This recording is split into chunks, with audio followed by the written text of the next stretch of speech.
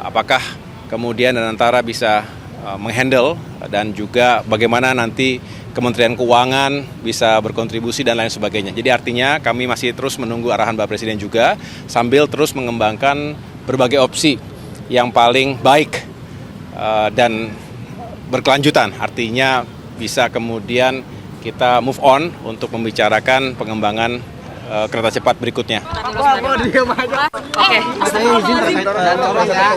Mas 1 tahun pemerintahan.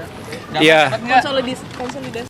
Ya, tadi kami semua mendengar Kabinet Merah Putih, pemerintahan di tingkat pusat dan tentunya banyak progres yang juga sudah dihadirkan, tetapi juga banyak hal yang harus terus kita kawal, kita perbaiki dan kita tingkatkan dari berbagai sektor. Tadi beliau kupas begitu lengkap, gamblang, dan teman-teman media juga tadi mendengarkan.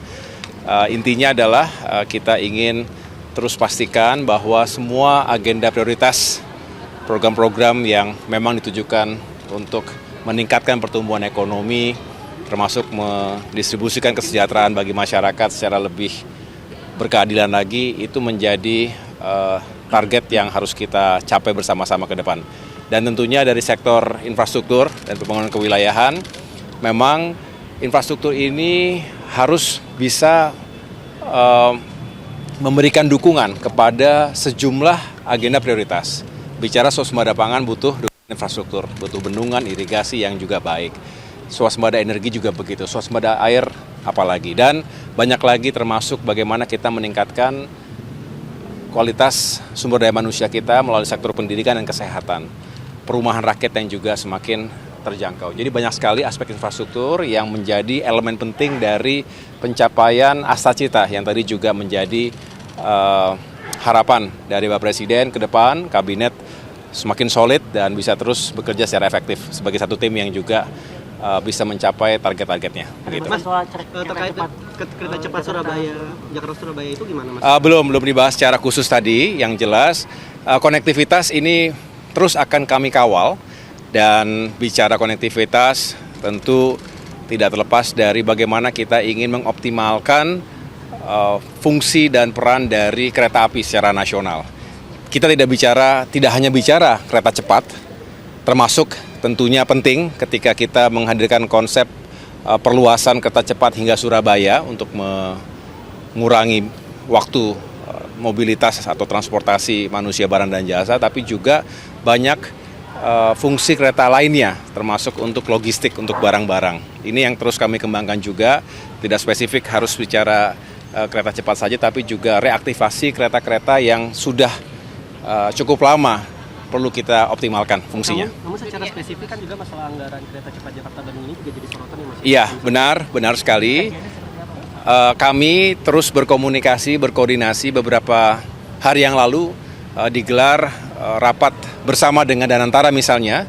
Kami sendiri Kemenko Infrastruktur juga intensif mengundang Kementerian Perhubungan, termasuk juga KAI dan tentunya Danantara, karena kita berbicara bagaimana melakukan restrukturisasi KCIC Jakarta-Bandung, WUSH, yang tentunya harus mendapatkan perhatian.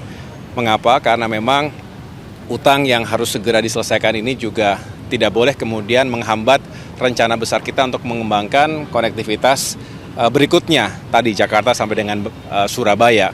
Nah, di sini masih terus dikembangkan sejumlah opsi. Saya tidak atau belum bisa menyampaikan secara final karena memang masih dikembangkan opsi-opsinya dan masih dihitung semuanya, segala sesuatunya.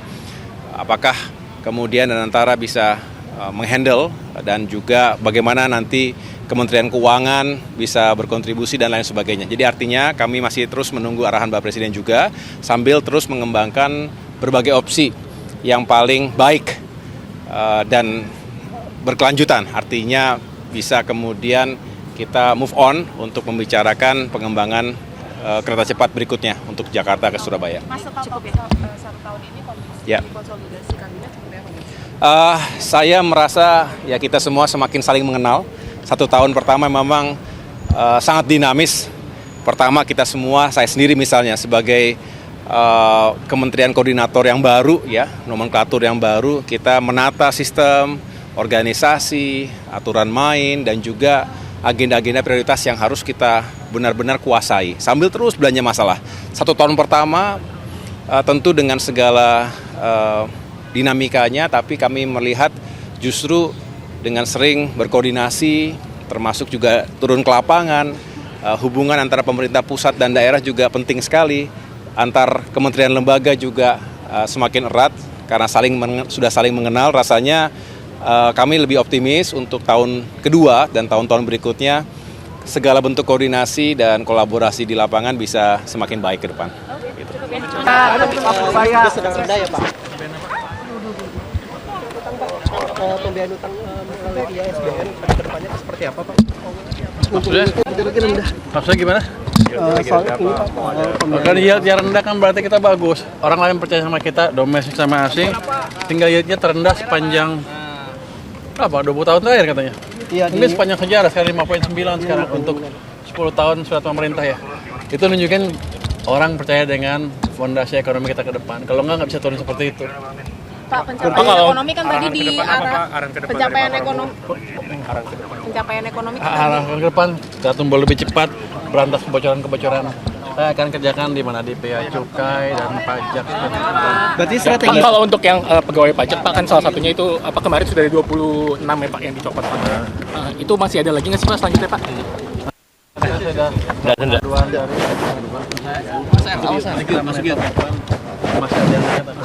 Jadi kalau yang 13 sudah diproses Pak, kan kemarin ada 13 lagi kata Pak Bimo. Nggak, saya nggak tahu, tanya Bimo itu. Tapi belum sampai saya. Presiden apa Pak tadi? Ya? Kalau catatan khusus dari Presiden untuk target capaian ke depan. Oh, banyak catatannya, makanya lama. Kalau soal yang tambahan buat LPDP gimana Pak? Tadi kan katanya 113 triliun mau ditambahin ke anggaran LPDP, itu gimana Pak? Saya belum diskusi detailnya, tapi diperkirakan diminta ditambahkan dari LPDP. Tapi kalau dari Kementerian Keuangan bisa Pak nambahin untuk ke pendidikan? Kalau tahun depan sih bisa. Kalau sekarang nggak bisa. Kebijakan DKI yang baru apa sih? Kebijakan DKI Pak, ini kan kemarin diomongin terus Pak sama Pak Mensesnek. Itu diumumkan? Belum, maksudnya udah seperti apa sih Pak arahnya Pak? Saya nggak boleh ngebocorin itu, biar aja Pak Presiden yang Sejauh ini pembahasannya seperti apa? Pres apa PP ya? PP Pres ya? PP ya? Mungkin PP-nya akan direvisi tapi belum final kelihatannya. Kira-kira apa yang bakal direvisi Pak? Nanti kalau udah direvisi diumumkan. Nanti saya offside mulu saya nanti.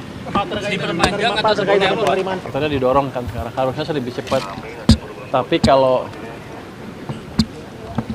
ceteris paribus ya kita tutupi kebocoran-kebocoran yang mungkin timbul. Di cukai, di underpricing segala macam kita periksa lagi. Di pajak juga terapkan yang main-main tuh nggak main-main lagi sehingga kita nggak bocor pajaknya. Kalau yang biasanya pelanggarannya apa sih Pak? Besaran gimana Pak? Pelanggarannya biasanya apa sih Pak? Pajak.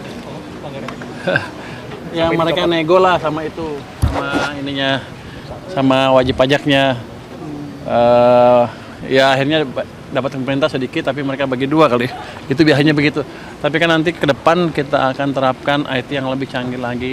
Saya harapkan akhir minggu ini Cortex sudah siap mungkin. Jadi itu kan meningkatkan lagi penyerapan pendapatan dari pajak kalau lebih efisien Cortexnya.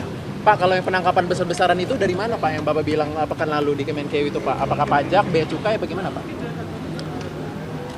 Yang under invoicing, yang selama ini nyelundupin, yang banyak tekstil, baja, segala macam, itu kan sudah ada nama-nama pemainnya kan.